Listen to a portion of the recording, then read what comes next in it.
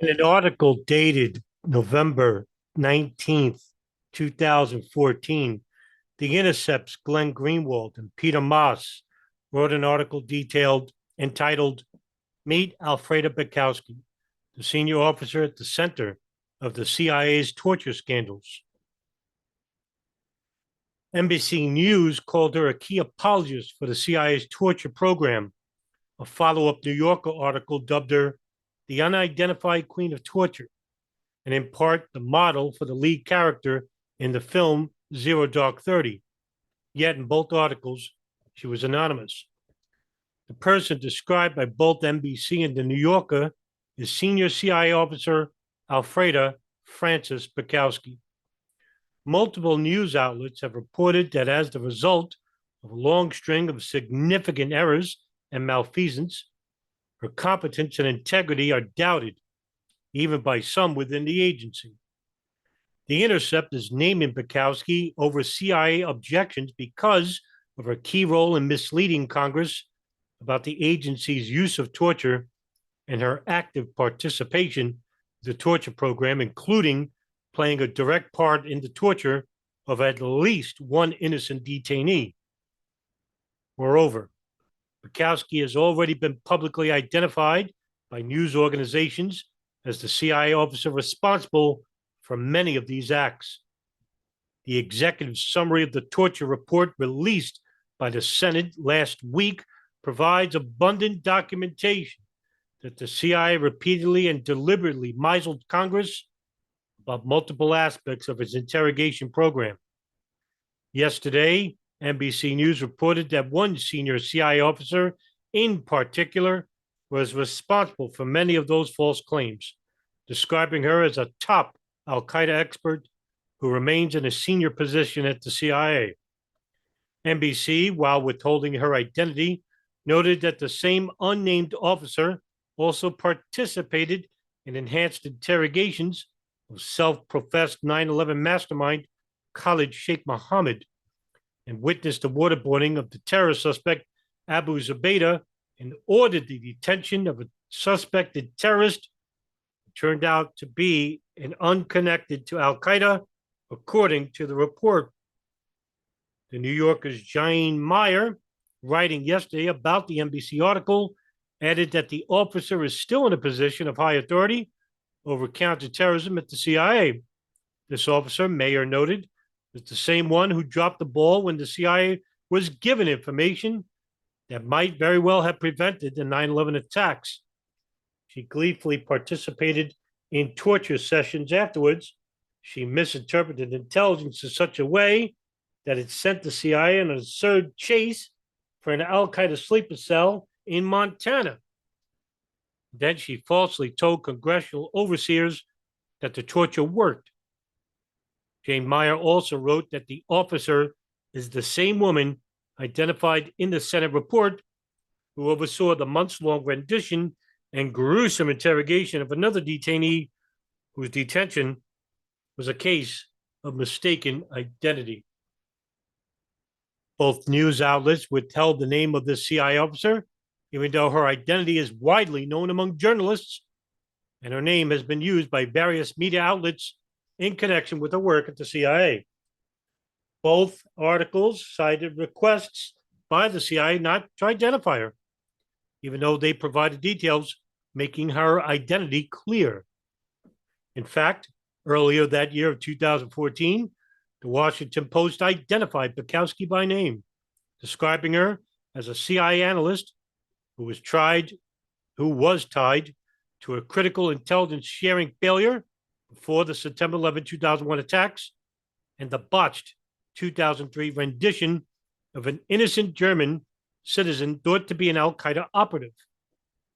That Post report led to both McClatchy and independent journalist Nancy Wheeler raising questions about the propriety of Bikowsky's former personal lawyer, Robert Litt, playing a key role in his current capacity as a top government lawyer in deciding which parts of the torture report should be released. The McClatchy article identified Bikowsky by name as the officer who played a central role in the bungled rendition of Khalid al-Masri. Al-Masri, who was revealed to be innocent, claimed to have been tortured by the agency. El-Masri, a German citizen who was kidnapped from Macedonia and tortured by the CIA in Afghanistan, was released in 2003 after it was revealed he was not involved in Al-Qaeda.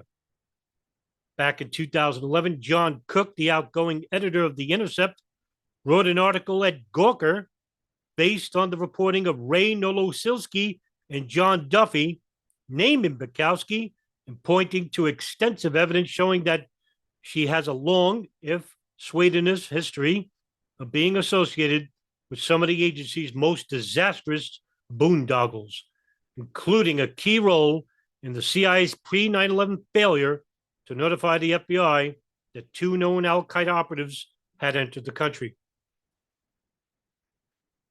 Earlier that year, the Associated Press reported that a hard-charging CIA analyst who had pushed the agency into one of the biggest diplomatic embarrassments of the U.S.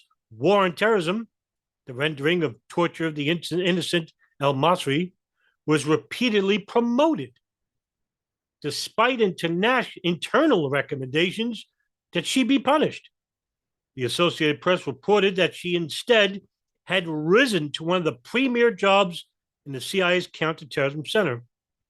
The article named her as Frances, explaining that the Associated Press agreed to the CIA's request to refer to her as Frances or by her middle name because her first is unusual.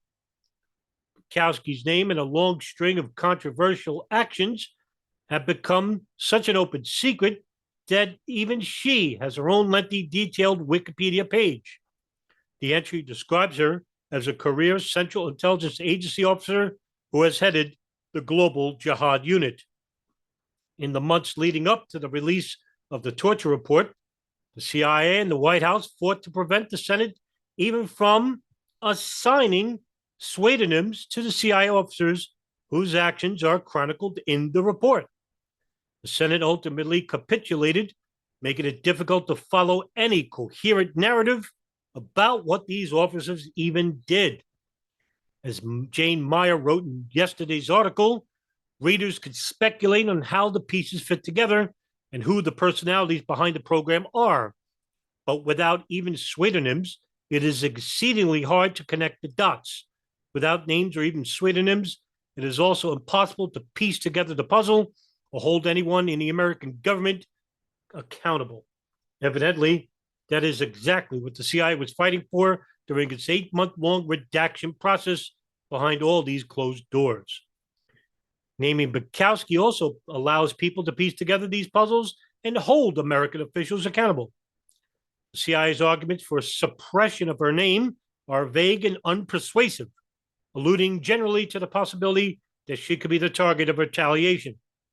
The CIA's arguments focus on an undefined threat to her safety, claiming from Ryan Trappini, a CIA spokesman, told The Intercept, quote, "We would strongly object to attaching anyone's name given the current environment. These are crazy people in this world. We are trying to mitigate these threats," end quote. However, beyond Bikowsky, a number of CIA officials who oversaw and implemented the program have already been publicly identified. Indeed, many of these key architects of the program, such as Jose Rodriguez, are frequent guests on news programs. Trappani also argued that the Senate report is based upon only one side's perspective on the story, and that an article about Bikowsky doesn't require naming a person who's never had a chance to rebut what's been said about them. When The Intercept asked for the CIA's rebuttal or Bikowsky's to the critical portrayal of her in the Senate report, Trappani declined to offer one. He noted that CIA Director John Brennan had disputed the report's contention that the agency had misrepresented the value of the interrogation program.